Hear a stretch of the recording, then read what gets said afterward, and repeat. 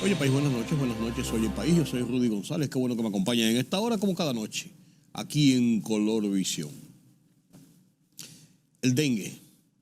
Mira, el dengue es una enfermedad endémica ya en República Dominicana, en todo América Latina, en la región del Caribe, las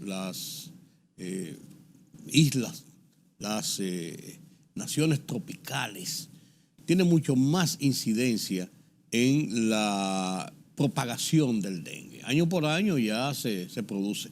Las lluvias son una causa importante de que hayan más criaderos de mosquitos que transmiten el dengue y entonces se pican una gente con dengue, de ahí comienzan a inocular a otras personas y de ahí se propaga. En el año de 2019, por ejemplo, en República Dominicana hubo 140 y tantos muertos por dengue. Afectados unos 10.000, 11.000 personas con dengue en República Dominicana. En Brasil, en Uruguay, en toda Centroamérica, en toda esa parte de Venezuela, esas selvas tropicales, esas selvas amazónicas, el dengue hace estragos, año por año. Se está hablando ya de buscar mecanismos de protección, unas suertes de vacunas o de algunos medicamentos que pudieran atenuar, paliar, evitar el desarrollo del dengue en el cuerpo humano, pero toman tiempo esas cosas. En el año 2022 hubo 138 personas fallecidas por dengue en República Dominicana y unas 12.000 personas infectadas. Las cifras que dio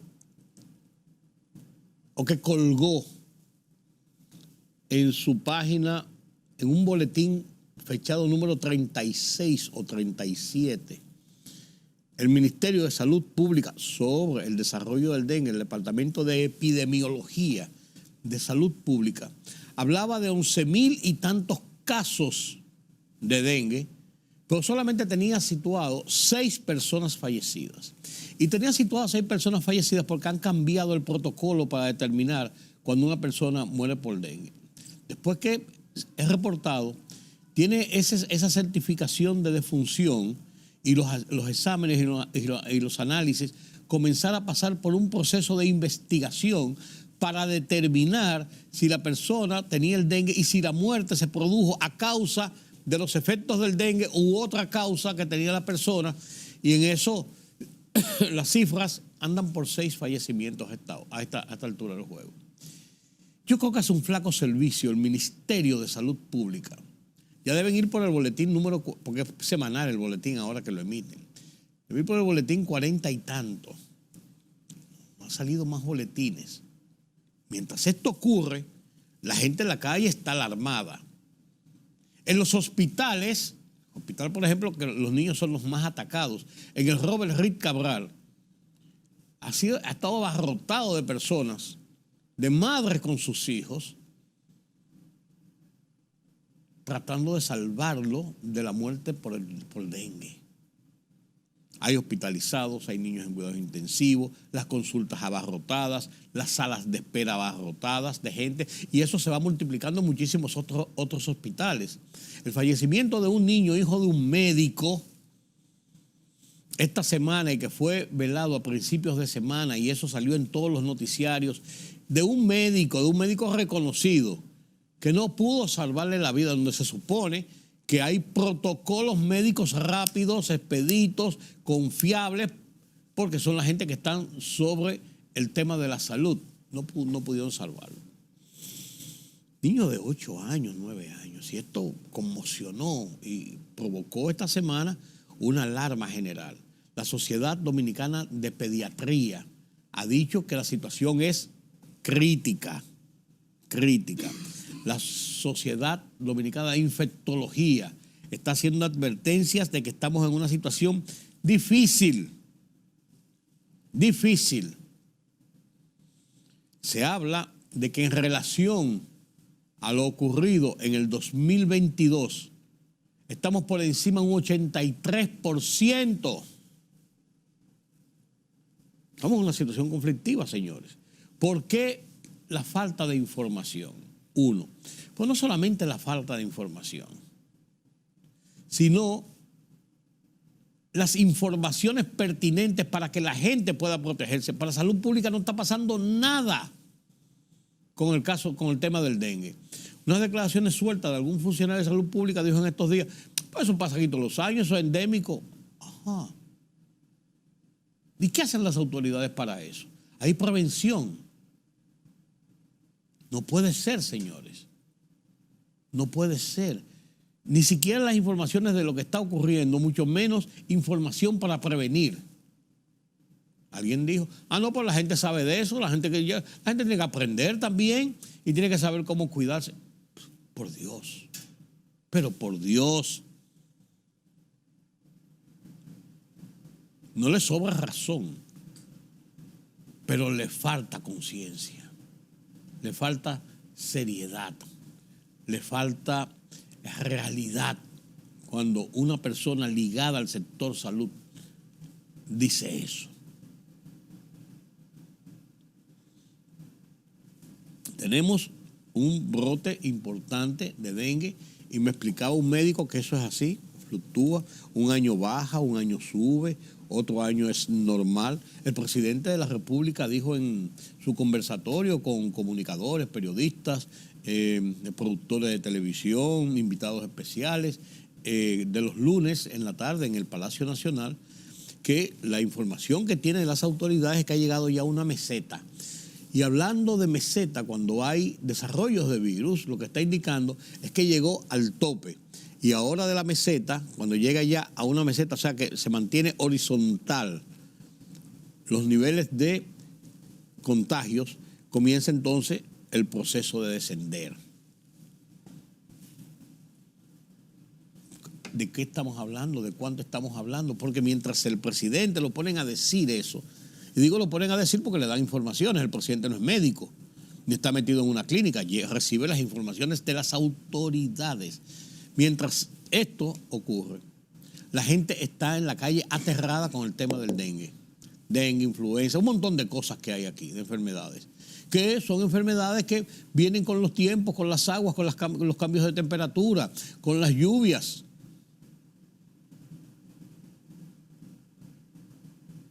Con el desarrollo de estas enfermedades en otros lugares y que llegan a República Dominicana. Porque ya el mundo está interconectado. Entonces, cuando uno oye eso, uno dice, caramba, vamos a suponer que sí, que es así, que está en lo cierto el presidente de la República. Pero ¿y? Entonces lo dejamos a la buena de Dios, a ver qué pasa, a ver cómo se defiende cada gente. A lo mejor hacemos aquello que dijo aquel ministro de Salud Pública, cuando Antonio Guzmán o cuando Salvador Jorge Blanco, no recuerdo, que dijo que frente al desarrollo del dengue y este tipo de enfermedades, chikungunya, zika, todo esto que lo producen los mosquitos, que lo que hay que hacer, lo que había que hacer era matar de 1 a 2 mosquitos cada persona. Y como somos tantos millones de personas, los mosquitos se acabarían en el lapso de entre 48 y 72 horas en el país. Ministro de Salud dijo esto, señores. Antológico. Antológico. ¿Será eso lo que debemos hacer? La gente. Salir a matar mosquitos. O como una raquetica de esa que tiene corriente y se electrocutan ahí. Por lo menos digan que hagan eso. Por lo menos digan que hagan eso. Increíble, señores. Increíble. Cosas que pasan. Cosas que pasan. Sigue el rum rum en la policía. Y ayer hablé con un oficial de la policía. De buena posición, conocedor, veterano de muchos años de las intríngulis internas. Y me contaba que el barullo que hay adentro, porque la policía tiene una serie de controles diferentes.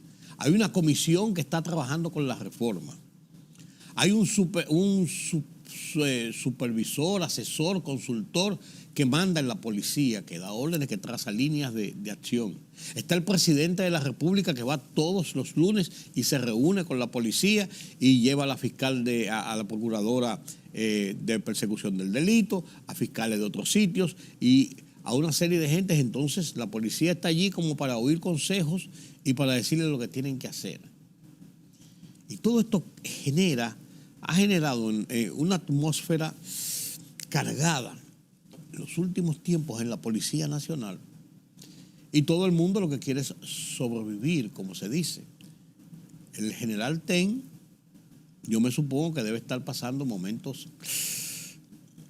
incómodos con todo eso, porque él tiene que estar al tanto de lo que se está diciendo, lo que circula. Venció sus 2 años al frente de la policía y la ley orgánica de la policía, la 590-16, establece que los directores de policía, se llaman directores, no son jefes, los directores de policía tienen un periodo máximo de 2 años en el ejercicio de esa función, tras lo cual debe pasar a posición de retiro. Claro, en eso hay una discusión constitucional, por el hecho de que aunque la ley orgánica de la policía establece esto, la Constitución, que es la ley de leyes, establece claramente que el Poder Ejecutivo es quien tiene la potestad de nombrar, de despedir a su discrecionalidad los funcionarios públicos, y la policía es un departamento de la administración pública. Entonces, si le da esta potestad al presidente de hacerlo cuando entienda, decida, crea conveniente, no puede haber una ley que le imponga que tiene que ser a tanto tiempo. Eso se ha discutido mucho. Por ejemplo, lo dice igual la ley orgánica de las Fuerzas Armadas, que es también categórica y dice que los jefes de Estado Mayor y el ministro de las Fuerzas Armadas concluyen su gestión luego de 2 años. El ministro va para su casa, o sea, va vestido de civil, queda en posición de retiro. Los jefes de Estado Mayor también quedan en posición de retiro, salvo que sean designados al salir de la posición como viceministros de las Fuerzas Armadas. O sea, que es una posición inmediatamente siguiente. Si no son nombrados en esa posición, tienen que ir a posición de retiro. Pero, por ejemplo, el actual, el general Díaz Morfa, tiene 3 años en el cargo. Tiene 3 años en el cargo y el presidente lo ha mantenido en el cargo. Tan sencillo como eso. Porque el presidente tiene esa potestad. Y en el caso del jefe de la policía, también tiene esa potestad. Lo que no sabemos es si él lo va a asumir o va a seguir lo establecido en la ley orgánica 590-16 y lo sustituirá por otro oficial de la policía. O puede ser por un civil. Alguien me comentaba, pues el presidente puede muy bien ponerlo en posición de retiro, queda como civil y nombrarlo como civil jefe de la policía, o sea, director de la policía. No, eso tampoco no hay. No hay que hacerle trucos y cosas para tomar una decisión del Poder Ejecutivo que está consagrada en la Constitución. Tampoco es, no vamos a jugar a Caperucita Roja. El presidente decide y punto. Decide mantenerlo porque entiende que es un hombre que le está haciendo el trabajo, que está imbuido dentro de un proceso de reformas, de que hay una estructura que él no quiere romper para darle continuidad a lo que se está haciendo, qué sé yo. El jefe de la policía anterior que se estrenó con Luis Abinader, el general Eduardo Sánchez, duró 1 año y unos días. Fue explotado en la policía por las situaciones de violencia que hubo Y hubo dos casos para mí que fueron emblemáticos. Caso número uno, el del asesinato de los pastores en Villa Altagracia, que fue ejecutado por agentes de la policía. Bueno, lo acaban de condenar a 20 años y a otros a 8 años por complicidad o por estar ahí en el lugar. Eso fue un escándalo nacional. Dos jóvenes, todavía en plena luna de miel prácticamente, salieron de predicar en Villa Altagracia, venían en su vehículo, la policía ametralló el vehículo y lo mató a los dos. Que andaban buscando un carro blanco similar a ese. Todo carro blanco que pasa, yo me supongo le irían a tirar. Los mataron. Los mataron y eso fue un escándalo nacional. Todavía se habla del tema como una de las cosas que no deben pasar en el país. Y el segundo caso fue el de un policía que en Boca Chica, en Andrés, le dio un disparo a una señora que le rozó, lo tumbó, andaba en su jipeta, le dio un golpe al vehículo, qué sé yo, salió, siguió, el policía le cayó atrás, la persiguió en un motor con otra persona, le disparó y la mató. En una tarde de domingo, que eso fue un escándalo nacional, una mujer joven, madre, esposa joven, y eso provocó un escándalo nacional. Esos dos escándalos principalmente le costaron la posición a Eduardo Sánchez, entonces jefe de la policía. Y no era para menos, porque cuando ocurren este tipo de casos, normalmente los países organizados, institucionalmente organizados, estructuralmente organizados, los jefes de policía,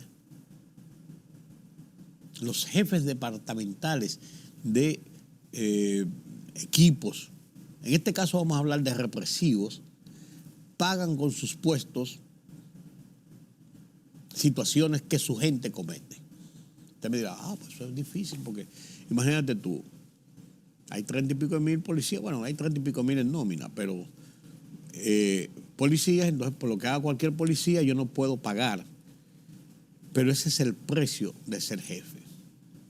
Las cosas buenas que hacen esos policías se le cargan a él como parte de sus ejecutorias, pero las malas también. En República Dominicana esa práctica no se aplica de la responsabilidad directa, pero esa es la realidad. Entonces esa es una de las cosas que en el momento en que la policía está siendo manejada con este proceso de reforma, es posible que el presidente entienda que el general Ten debe mantenerse en el puesto porque está haciendo el trabajo y es el jefe o el director de policía ideal para estas transformaciones. O toma una decisión y pone en su lugar a otro jefe o otro director. Es una decisión del presidente que no se le impone nadie. La Constitución le da esa potestad incluso. Es la única que puede imponerle hacer o no hacer movimientos o acciones de esta naturaleza. En este caso, la Constitución le da la potestad al presidente de la República, al Poder Ejecutivo, de designar a los funcionarios y despedir a los funcionarios del tren gubernativo. Y la policía es parte del tren gubernativo. Pero eso hay un rum terrible. Usted no se supone cómo. Porque pasan cosas, por ejemplo, el viernes,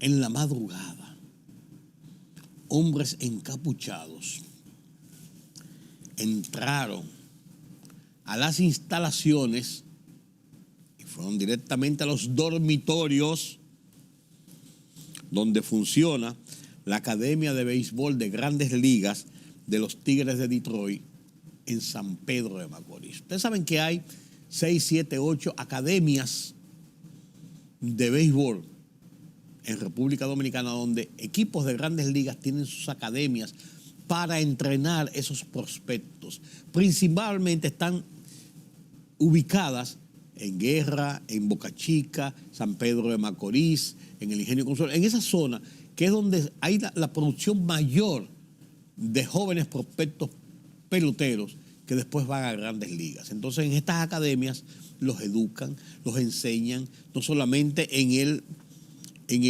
el juego per se, en el deporte per se, sino también le dan, lo enseñan a usar su cuerpo, de cómo alimentarse, y además una serie de reglas que tienen que aprender para cuando lleguen a los equipos en grandes ligas tengan un comportamiento adecuado, porque van a salir de sus lares nativos para ir a un país extraño, a una sociedad diferente, a un escenario ya diferente. Entonces estas academias que tienen muy buena reputación en República Dominicana y que el gobierno las ha apoyado mucho y que es fuente incluso de muchos elogios y comentarios fuera del país, en esta academia esos hombres entraron armados, pistola en mano, cogieron a esos muchachos que estaban ahí, los pusieron boca abajo en el suelo, los apuntaron, estaban durmiendo, a uno le pusieron un tie wrap y lo tiraron boca abajo en una colchoneta y saquearon. Se llevaron dinero, prendas, hasta los equipos con los que ellos juegan videojuegos, celulares, ropa, todo lo desfalcaron. Hasta los tenis que tienen, se lo llevaron todo. Eso ocurrió el viernes. Este miércoles, el periódico Diario Libre, a través de su jefe de redacción, que además maneja el tema deportivo, Dionisio Soldevila, y él firma la historia, la nota, presenta la nota a la opinión pública. Y presenta incluso una fotografía que tomó uno de los muchachos ahí mientras estaba en calzoncillo, en unos boxers, ¡pap! Toma una fotografía que se ve a uno de los tipos enmascarados, pistola en mano. Eso fue el viernes. Este miércoles publica el Diario Libre su historia. En uno de los párrafos dice Dionisio Soldevila, un periodista ya veterano, jefe de redacción, con un nivel de jerarquía, además conocedor de los deportes, dice que Diario Libre consultó a la policía sobre el hecho para darle para dar una versión policial. Y el vocero de la policía dijo que ellos desconocían ese caso, que iban a investigar a ver qué pasó. No es posible que desde el viernes en la noche que eso pasó, estoy convencido totalmente de que esa denuncia se colocó en la policía y se llamó a la policía para que investigara. Y que la policía diga públicamente que desconoce el caso, que va a investigar. 4 días después. Están aplicando la famosa recomendación de los asesores colombianos todavía, que dijeron, no den declaraciones, no hablen de nada, cuando ustedes quieran, las declaraciones que sean cuando ustedes quieran darlas y que sean positivas para ustedes, para la policía. Por investigar informaciones sobre un hecho y que se está investigando y que tienen información. No den ningún tipo de investigación, usted no tiene no tiene ningún tipo de información, usted no tiene que decir el curso de las investigaciones a nadie. Y parece que la policía está aplicando eso, porque decir eso al vocero de la policía, cuando yo lo vi me cuadró la cabeza. Si no hubiera estado firmado por nadie o quizás por algún reportero que uno no conoce, a uno hasta lo pone en dudas. Pues lo firma Dionisio Soldevila, que es el jefe de redacción, vuelvo y digo, y además fue editor deportivo y maneja los temas de deporte. Lo que pasa es que este no es el primer caso. Este no es el primer caso. Ya habían asaltado la Academia de los Medias Rojas de Boston y habían hecho similar situación. Habían entrado, habían asaltado en horas de la noche, se habían robado todo, también la de los Cachorros de Chicago, están en Boca Chica, en Monteplata y por ahí, y la de los Cerveceros de Milwaukee. Esta es la 4ª academia de entrenamiento de prospectos del béisbol de grandes ligas que es asaltada. Eso es inversión extranjera. ¿Qué se ha hecho? Todo indica que es un modo operandi de una banda que está haciendo esto. O pueden ser 2 bandas, pueden ser... Pero hay un modo operandi. ¿Qué seguridad se le está brindando a estas academias donde se concentran jóvenes deportistas para ser entrenados, que lo están sacando de las calles, que le están dando la oportunidad de que el deporte sea el futuro de su vida. ¿Qué seguridad está dando la autoridad? La autoridad, que vuelvo y digo, en República Dominicana ha sido tradicionalmente partidaria de estas academias, las ha apoyado, cada vez que se inaugura una están allí, desde el presidente de la República y los funcionarios, se habla muy bien de estas academias. De estas academias se habla muy bien en la prensa internacional, principalmente en la prensa de Estados Unidos, de cómo se están formando estos prospectos del béisbol. Pero esto es una mala propaganda. Además, no solamente mala propaganda, una pésima imagen de lo que es la seguridad en República Dominicana.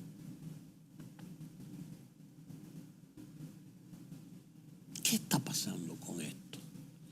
¿Por qué no le han dado importancia o trascendencia a las autoridades a esto, que tiene mucho que ver con nuestra imagen nacional, internacionalmente? Uno espera que estos robos, el último, este viernes, la policía sea un poco más lógica, la policía sea un poco más activa, sea un poco más honesta y decir, está pasando esto, estamos haciendo esto, estamos investigando, tenemos 3 personas bajo arresto, 2 personas bajo arresto, una persona que estamos persiguiendo, qué sé yo. Demostrar que hay un interés y que la autoridad está actuando.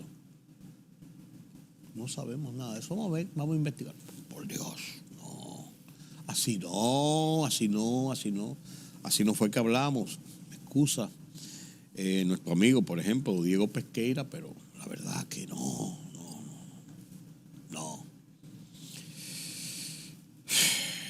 Señor.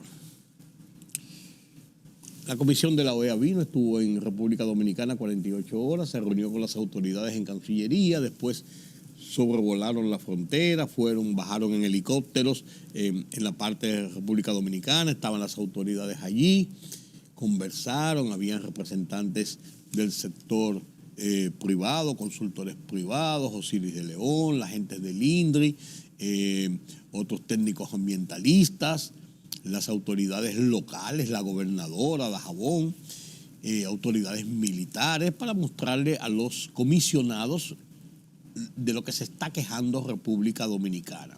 Ellos vieron todo, tomaron notas, tomaron fotos, después sobrevolaron en los helicópteros toda la parte fronteriza para ver toda la magnitud de lo que se está hablando de la construcción del famoso canal de aquel lado de la frontera, Dajabón-Guanamén.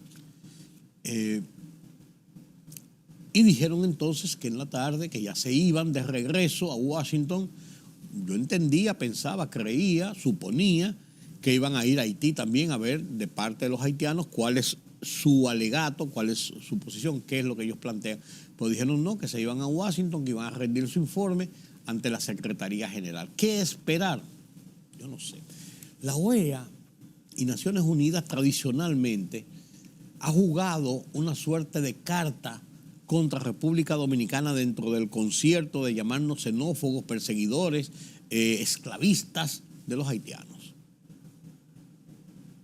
Los maltratamos, todo esto.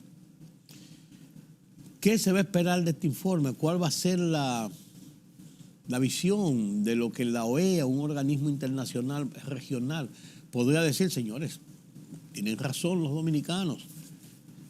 Ustedes están faltando, ustedes que son miembros de la OEA y que han ido a la OEA también a hablar del tema. Vamos a resolver esta situación y vamos a entrar en lo que debe ser la parte protocolar para la construcción de ese canal. Es lo que uno espera. Pero de esperanza vive el pobre, dice el refranero popular. Así es. Y los partidos están viviendo en estos días serios cuestionamientos y sacudiones por el tema de las famosas encuestas y los candidatos que salieron y los que no salieron como candidatos a los puestos de diputados, senadores, regidores, alcaldes, porque mucha gente cree, entiende, en los partidos principalmente y fuera de los partidos, de que ahí hubo truco de cámara, de que ahí se le dio las candidaturas a quienes quisieron, en muchos casos. Que las encuestas fue el pretexto, la plataforma jurídica para sustentar las decisiones del dedo de las cúpulas de los partidos por favoritismo de tal o cual especie, por intereses tales o cuales, en favor de unos y en desmedro de otros. Eso es lo que la gente piensa. Y el cúmulo de quejas de los perdidosos por lo que ha pasado y han dicho horrores en el partido de gobierno, en el PLD, en la Fuerza del Pueblo, en el PRD, los partidos grandes estoy hablando. Hablando de los partidos grandes.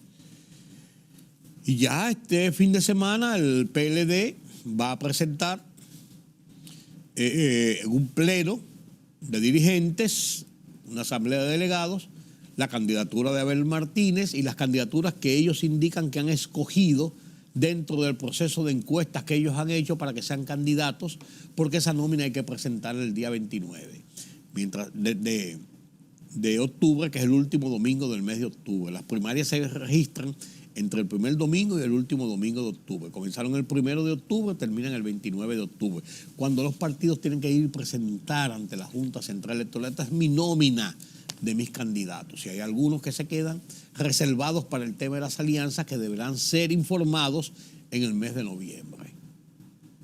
Y hablando de alianzas, las alianzas parece que siguen manejándose y que parece que van acomodándose principalmente entre los partidos de oposición, que es donde hay más dificultades para lograr alianzas, porque los partidos tienen sus estructuras, tienen sus candidatos, tienen sus dirigentes, apuestan a su gente y tienen que llegar entonces a acuerdos de ceder posiciones a cambio de posiciones. El partido de gobierno no tiene ese problema porque es un partido, además está en el gobierno y simplemente está atrayendo otros partidos más pequeños para que lo apoyen y le den fortaleza al partido grande. No tienen ese problema. En la alianza de la oposición, los partidos corren en paralelo y cada uno entiende que tiene sus candidatos que son buenos, algunos entienden que no, aquel es mejor de todas maneras, y ahí vienen entonces, se pueden hacer las alianzas. Es un poquito más complicado, pero parece que las cosas van fluyendo y tienen que fluir y tomar decisiones antes que concluya este mes. Sobre el tema precisamente de las alianzas, de las encuestas, de lo que la gente piensa, titulo como un penoso retroceso mi columna de esta semana en el Listín Diario, que comparto con ustedes a continuación.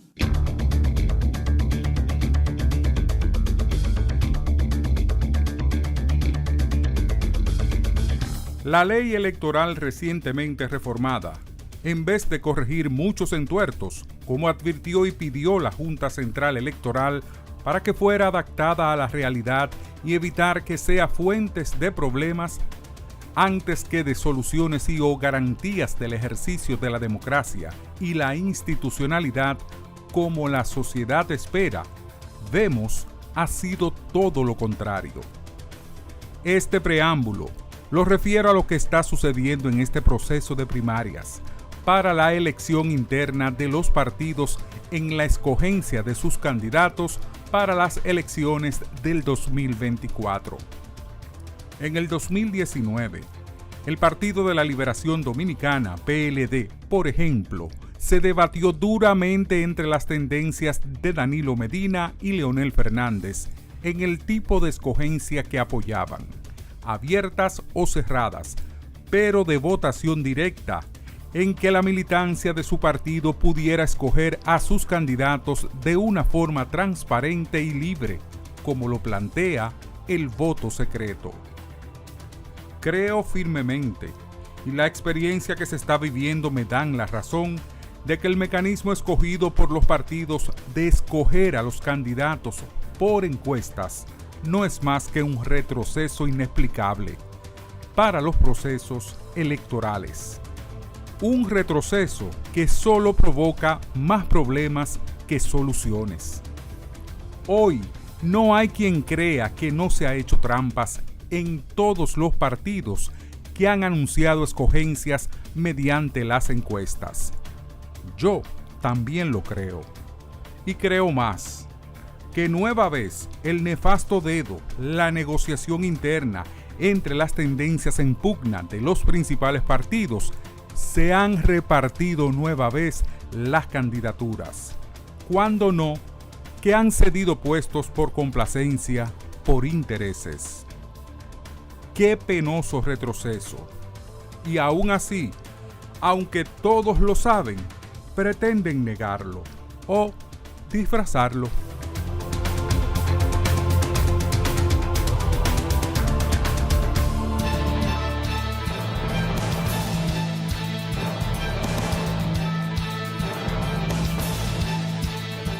Hasta hoy solo había propuesto un solo aspirante al Tribunal Constitucional a partir de la convocatoria del Consejo Nacional de la Magistratura para ocupar una de las vacantes que se presentarán a partir del 27 de diciembre de este año.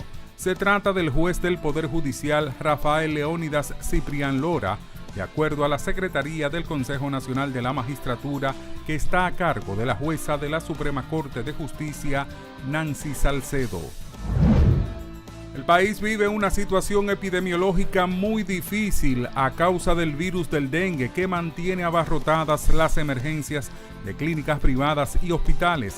Así lo reconoció la presidenta de la Sociedad Dominicana de Pediatría, Rosa Acevedo, quien aseguró además que la población infantil ha sido la más afectada, pero no es la única.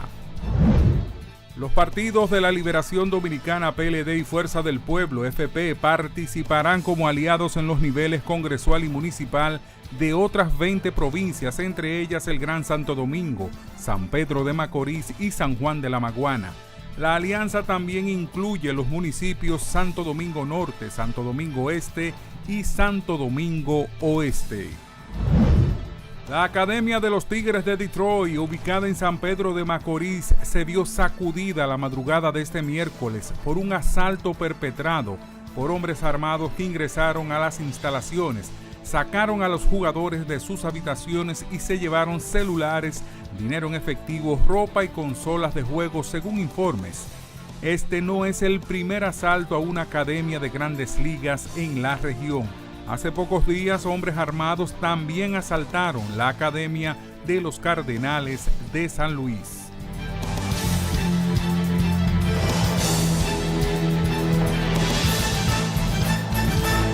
La libertad solo reside en los estados en los que el pueblo tiene el poder absoluto. Por el respeto a los valores democráticos y la dignidad del pueblo dominicano, el rumbo de la tarde, plural, objetivo, comprometido siempre con la verdad. Con Georgie Rodríguez, Rudy González y Ramón Colombo. Los poderosos ya están en el aire.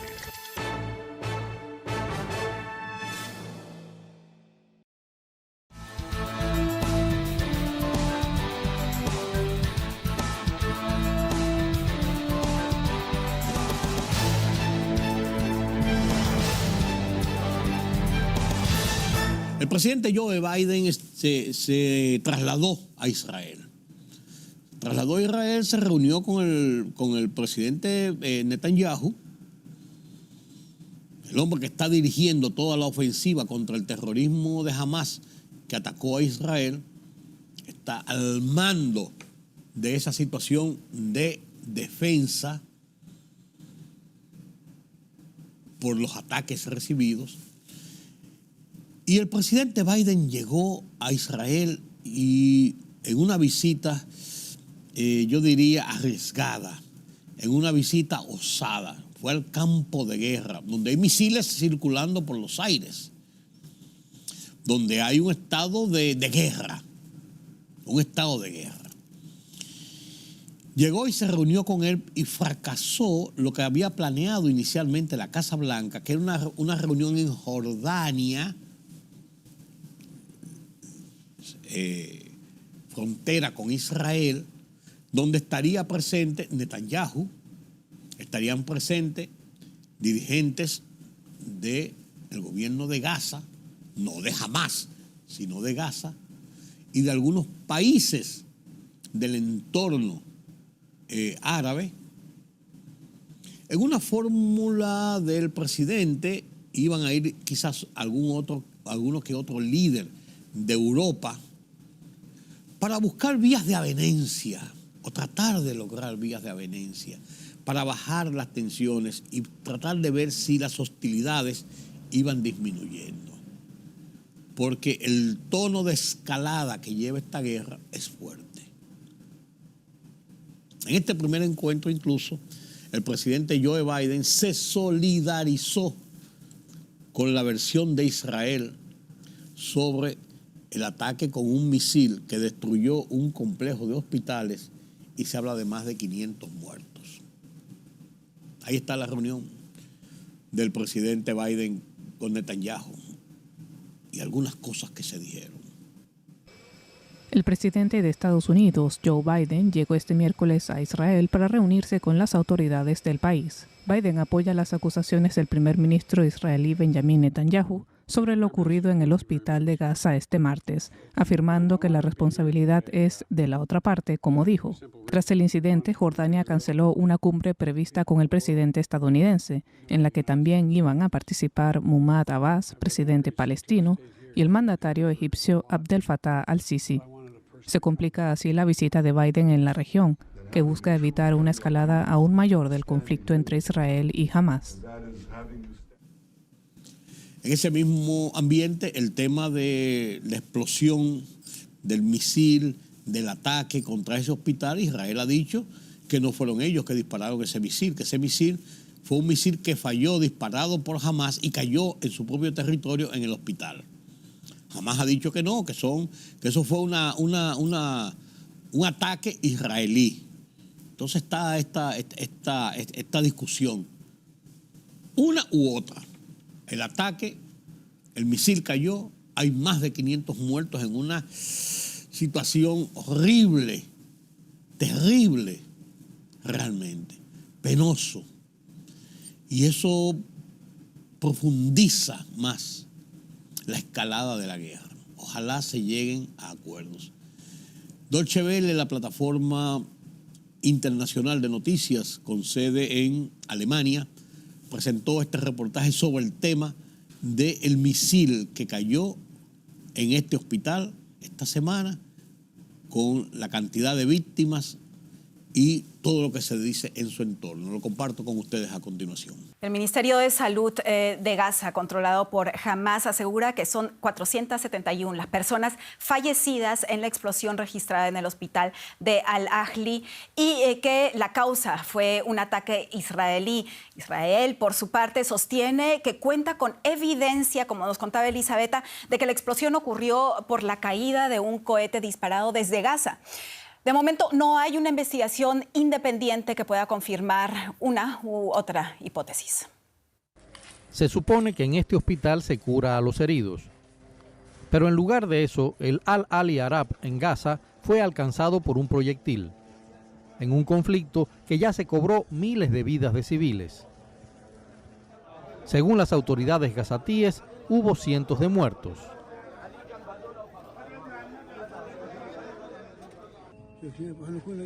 Estábamos aquí sentados y de repente hubo una explosión. Los vidrios estallaron sobre nosotros. Muchas personas fallecieron. Muchos de los que quedaron atrapados por la explosión eran palestinos que buscaban refugio.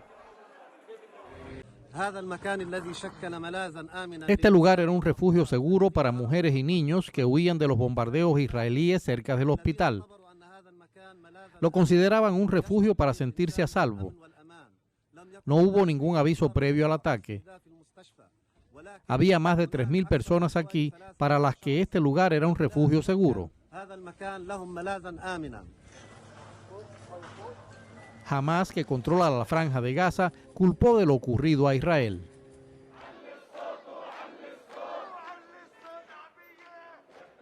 Enseguida se produjeron protestas anti-israelíes en todos los territorios palestinos, incluida la ciudad de Ramala, en Cisjordania.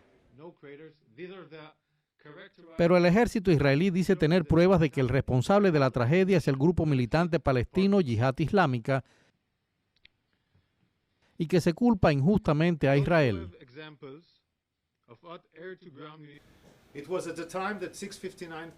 Eran las 6:59 de la tarde cuando se informó de una explosión en el hospital Al-Ali en la ciudad de Gaza. Según nuestros servicios de inteligencia, Hamás verificó los informes, entendió que se trataba de un cohete de la Yihad Islámica que había fallado y decidió lanzar una campaña mediática mundial para ocultar lo que realmente pasó. Mientras tanto, a los gazatíes apenas les queda limpiar algo de los destrozos. Sabiendo que este conflicto está muy lejos de llegar a su fin. Las autoridades sanitarias de la Franja de Gaza aseguran que un bombardeo por parte de las fuerzas israelíes a un hospital dejó cientos de muertos y heridos la noche de este martes. Israel, por su parte, negó que este ataque haya tenido lugar y aseguró que el edificio no está destruido y que únicamente hubo una explosión en el aparcamiento adyacente causado por un cohete fallido del grupo gazatí Yihad Islámica. El secretario general de la ONU, Antonio Guterres, calificó la situación en Gaza como una catástrofe y pidió a Hamás la liberación inmediata e incondicional de los rehenes y a Israel que permita el acceso sin restricciones de la ayuda humanitaria. Pido un alto al fuego humanitario inmediato que proporcione tiempo y espacios suficientes para ayudar a cumplir mis dos llamamientos y aliviar el épico sufrimiento humano que estamos presenciando. Demasiadas vidas y el destino de toda una región penden de un hilo. El primer ministro israelí, Benjamín Netanyahu, se reunió este miércoles con los miembros de su gabinete de guerra en la base militar de Tel Aviv. El encuentro ocurre tras la visita del presidente Joe Biden, en la que el presidente de Estados Unidos dio su aval a Netanyahu para una respuesta a los ataques del 7 de octubre por parte de Hamás. En ese sentido, la reunión de Netanyahu con su gabinete de guerra es interpretada por algunos medios locales como parte de los preparativos para una ofensiva terrestre israelí en la Franja de Gaza. Una incursión que fue anunciada, recordemos, el pasado sábado, pero que fue pospuesta algunos días, así dijeron, debido a condiciones meteorológicas adversas.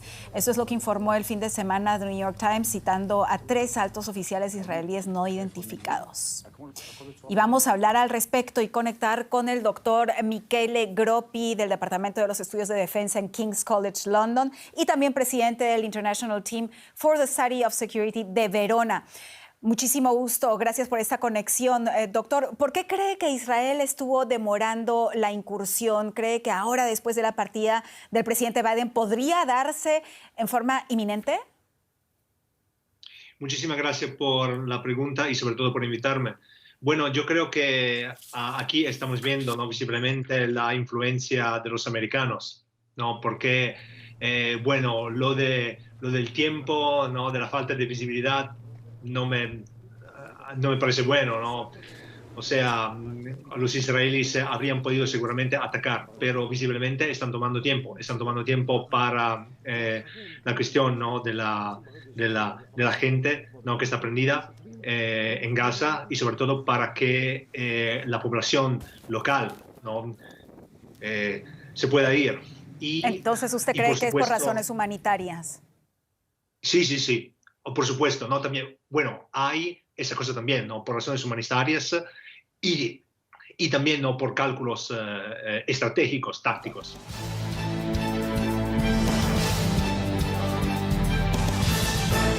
La libertad solo reside en los estados en los que el pueblo tiene el poder absoluto. Por el respeto a los valores democráticos y la dignidad del pueblo dominicano, El Rumbo de la Tarde, plural, objetivo, comprometido siempre con la verdad. Con Georgie Rodríguez, Rudy González y Ramón Colombo. Los poderosos ya están en el aire.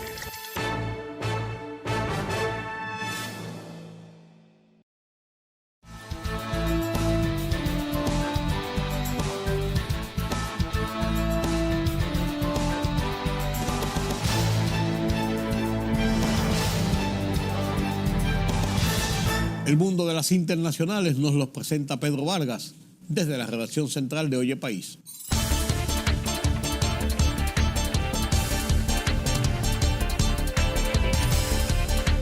El Palacio de Versalles tuvo que ser evacuado por una amenaza de bomba, la tercera vez desde el pasado sábado, y además al menos 8 aeropuertos fueron desalojados en Francia, que se encuentra en alerta máxima por atentados terroristas.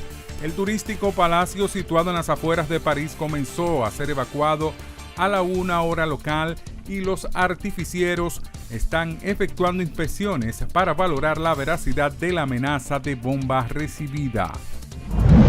El presidente de Estados Unidos, Joe Biden, llegó a Israel en medio de un conflicto intensificado tras una explosión masiva en un hospital de Gaza que provocó acusaciones de culpa y protestas en toda la región. Biden se reúne con líderes de Israel en una muestra de apoyo al viejo aliado de Estados Unidos, pero una reunión clave en Jordania con líderes árabes fue cancelada después de la explosión. El presidente chino Xi Jinping ha pedido a su homólogo ruso Vladimir Putin esfuerzos conjuntos para salvaguardar la justicia internacional. Ambos han mantenido una reunión tras la inauguración del tercer foro de las nuevas rutas de la seda que se celebra en la capital de China. El encuentro se ha producido en un momento de crisis geopolítica avivada por el conflicto entre Israel y Hamas. El gobierno de Venezuela ha firmado en la isla de Barbados una serie de acuerdos con la plataforma que aglutina a los principales partidos de la oposición para garantizar la celebración de los comicios presidenciales de 2024, en los que en principio volverá a concurrir el presidente del país latinoamericano, Nicolás Maduro, como abanderado del chavismo. Los acuerdos firmados entre las partes establecen derechos políticos y garantías electorales, así como el levantamiento de las sanciones y el respeto a la soberanía de Venezuela, según ha informado el canal de televisión nacional venezolano.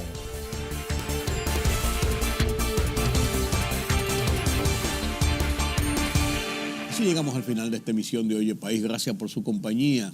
Qué placer haber conversado con ustedes sobre los temas noticiosos ocurridos en el país y en el resto del mundo. Yo soy Rudy González. Les deseo un feliz resto de esta noche, un feliz día. Nos vemos en la próxima.